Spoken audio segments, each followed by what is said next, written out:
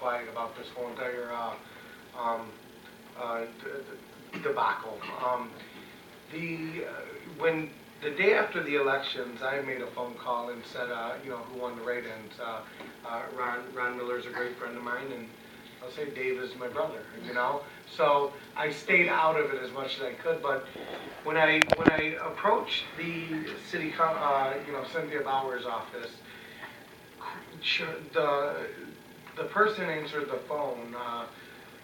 She quoted by saying, "We do not count the votes here. Everything goes to Wayne County."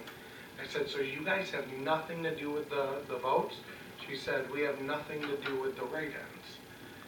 So that's where I've been kind of staying out of it, because I'm a little ignorant to the whole voting process, to Wayne County and the city. And my question is this was back in November. I don't know how. There's been quotes via social media that are people saying, "Oh, that was never said. That was never said." Integrity was questioned in the whole ordeal. But my whole question is if Wayne County and the city of Taylor aren't eye to eye on this, then how come? And I'm asking you because apparently you got the email. How come this wasn't resolved when it first happened? When it first was acknowledged, that there wasn't a certain amount of votes, there wasn't certain, why wasn't this not involved? Why didn't the Taylor go to Wayne County and go, "Where's your numbers? Where's your numbers?" But I'm seeing, I don't do social media, but I'm hearing so much that you don't know left from right and up from down on what's there. All I'm hearing is if Trump wasn't elected, none of this would happen. So that's in other words, May I speak? Yes, please. Yes. I've been on the board since 2000. I've run many times. This has never come up. In looking at the situation,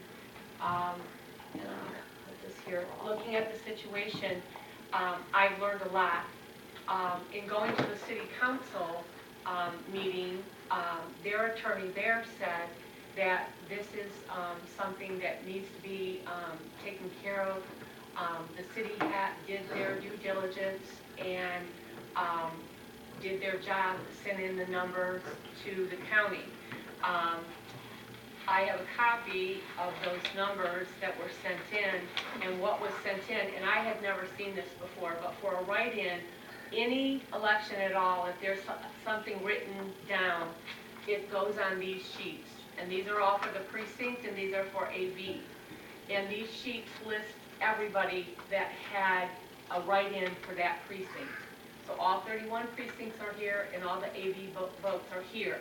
And there's 1, 2, 3, 4, 5, 6, 7 people that were certified to run for president. And another gentleman for a U.S. rep that I had never heard of. So that's what's on these sheets. I'm not sure what you were told, but in investigating this, and my intention is not to make this a division between two board members, but it's to seek clarity and to seek who the rightful winner of the election is, who was the top vote getter. According to the city, the county certified the wrong numbers. And what I believe happened is on some of these sheets, there are variations of people's names. And if you were on the ballot, and I'll just say, of the two candidates, David Myers and Ronald Lee Miller, those are the top two write-in vote getters. But they accept variations that people write, and, oh, these are the AV ones. Here's the other ones. So when the city does go through and does go through the ballots that night, there were several of us that were there till 1:30 in the morning while they were going through these. They're not allowed to tell you the results. They did not share the results with us. That the county would be certifying. And so on this sheet here, the 6 write-in candidates, their names are listed up here, but Ronald Lee Miller is also listed as Ron Miller and received votes in those categories. The same thing is true of David Myers. There's Dave Myers, I think there's D. Myers, there's other variations of the names. So the attorney from the city said, look at the law. Every person that runs for school board needs to know the law. And I was like, I'm not an attorney. This is like the 5th time I've run, and I've never run into this, but okay. So contacted the Department of Elections Bureau, Christopher Thomas, and he put me in touch with Melissa Mallerman, the counsel for that department. And she sent an email and referred to Michigan Compiled Law 168, Section 168. And there's several sections in here that she cited. But what she put in here and what I quoted was Michigan Compiled Law 168.307. Our office is aware that the Wayne County Board of Canvassers certification of election results for the office of Taylor School Board was erroneous, but neither the Secretary of State nor Board of State Canvassers possess the legal authority to alter the results certified by the Wayne County Board of Canvassers. And the law does not authorize the administrative appeal to this office. And there's more to this, but the bottom line is the candidate now has options of pursuing legal action through various avenues. So that was what was given from her, and in looking at this, last night specifically, I went through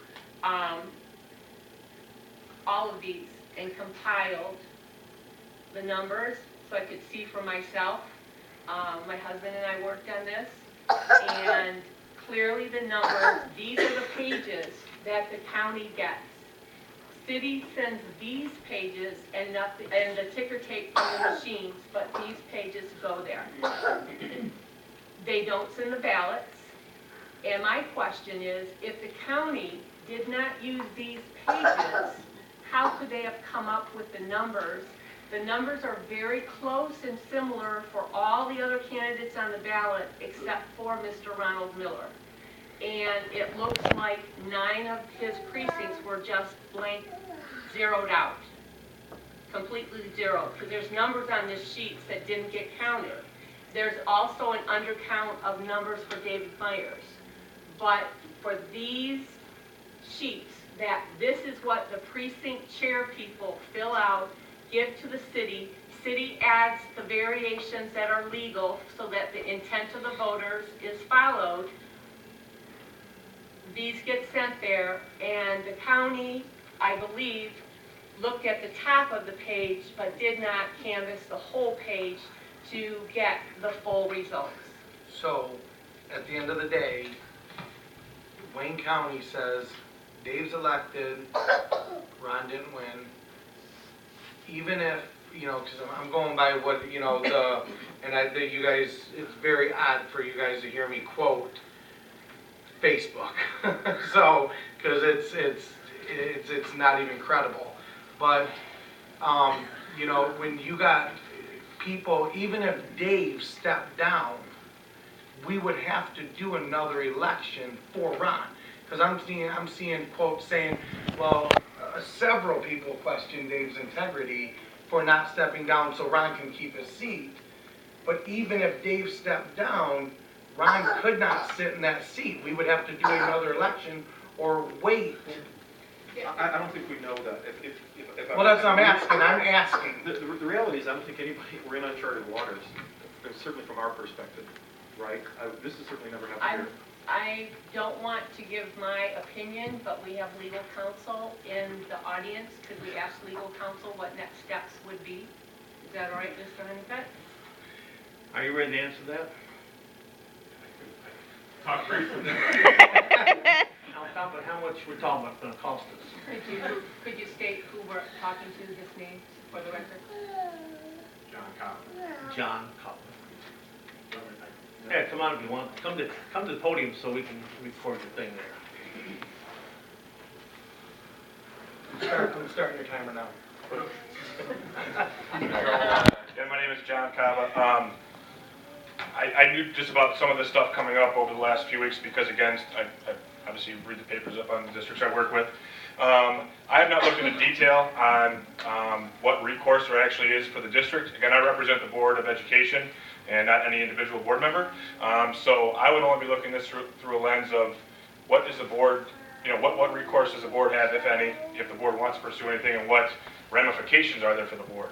But until I actually, would get direction from you, I'm not going to start looking into anything in detail as far as what the board should be doing. But if you are talking about next steps, I would have to review the election law in some more detail and say, okay, is there anything that the board should be looking at? So should the board contact the Attorney General, or should the board contact the Wayne County Board of Canvassers? And without diving into that detail, I can't give a definitive answer to you right now just because I haven't done all that research, and it's a very niche area of the law, and it's also an area which you are right, Mr. Zorn, that this is uncharted territory, to say the least, because this isn't something that normally comes up on a regular basis, and isn't always a question that comes before a Board of Education or City Council as far, any local elected board as far as what does the board need to do, or the council need to do in order to potentially make sure there's no ramifications for it. So if there's any questions, obviously I can answer them to the best of my knowledge without having looked into any detail. I have a question for you. I've been told by other legal opinions that any decisions, if there's a question about the board members that sit on the board, any decisions that we make can be contested in the court of law. Is that, do you know about that, or is that something you'd have to check into? I would want to look at some more detail, but if, for example, there is a challenge to your, if there is a challenge to your election, and something changes from the makeup of the board that sits now, there could potentially become questions in the future. But what that actually means, and if anything would have to change, without actually looking in more detail, I can't answer that definitively. But it could potentially raise questions. Could I just say one more thing? Please. My intention of following through in this is just to get a definitive answer one way or the other, not pit two people against one another. But I have heard this is unheard of, this is bizarre, I've never seen this before, this is uncharted water, we're not sure how to proceed. So I'm asking that we ask our legal counsel to help us pursue this so we can get a definitive answer and move forward as a board, 7-0, working with our cabinet in 2017. That's what I'm asking for. Well, and just one final comment. Obviously, right now, you have the Wayne County Board of Canvassers certifying the election as you have in front of you. So obviously, you are going to swear in the individuals that were certified by Wayne County, and that's the only option you have as a board right now at this time, actually, because that's the only legal authority that you have saying here are your elected officials. If for some reason something changes in the future, obviously we could look at that on an individual basis. And then if your question then is what happens to the board if there is a legal challenge, that obviously can be looked at by me as well. But from the board standpoint, I guess I just want to clarify what exactly, if your motion would be approved, what exactly you would be asking me to do. Well, the one thing, it's basically in tandem with what Mrs. Sweeney was already saying, that is, to what you just said, my concern is that based on the comment you just made, that they're the governing authority, so to speak, Wayne County, they're the ones who tell us who won, that my concern is, to the concern you, parroting the concern you made, that is, any decisions that are made in good faith. I mean, certainly any decision can always be challenged. Correct. But my concern is that if we're making them in good faith based on the direction we've received from the governing body, I struggle to think that would be something that would be overturned unchallenged. I from what you're saying, that's what my gut tells me as far as what would take place if someone just resigned from the board and you had 30 days to replace that individual. Decisions made prior to that individual resigning for whatever reason, it's not like they're overturned. And whoever's sworn at the time are the individuals that are on your board. But this is a very unique situation. If for some reason, it is a little bit different because it's not just a resignation in my example. If for some reason something was overturned, it would be that person never should have been sitting in office. Now again, I'm not weighing in on that whatsoever because I haven't looked at anything that you guys have talked about tonight other than I read a couple articles in the local paper. So I don't know what legal grounds there would even be to stand on for anyone individual to challenge us. And the Board of Education doesn't have any legal grounds to come in. You don't have any standing to say we're challenging anything or we're questioning anything. What you have legal grounds to do is ask, would this affect us in any way? And so right now, until there's some sort of legal challenge, that question can be asked. But what does that challenge look like? Is there someone who's bringing in an individual action? Those are questions you'd have to look at once a particular claim was brought. Well, you might not have been in here, but Mr. Miller indicated earlier that there is pending litigation. I did hear that there would be a pursuit of something, but I don't think there's anything that's actually been pursued to my knowledge. I mean, I haven't seen anything that's been pursued. So if something was pursued, that would be a question that we could definitely dive into and look at. So what I'm asking for is, as this is possibly going to be pursued, by what venues to be determined, can we collectively as a board seek legal counsel for steps that we may have to take as this process proceeds? None of us are knowledgeable. I'm not an attorney. As things come up and we're questioned, may we use legal counsel to even address Facebook issues or people that come to the podium related to this? I was very concerned that people would come tonight and defame either of the candidates. So thankfully that has not happened, but there's a lot of talk out there, and I think it would benefit the district and the city of Taylor that we not get in the newspaper and we deal with this and get a definitive answer and move on. So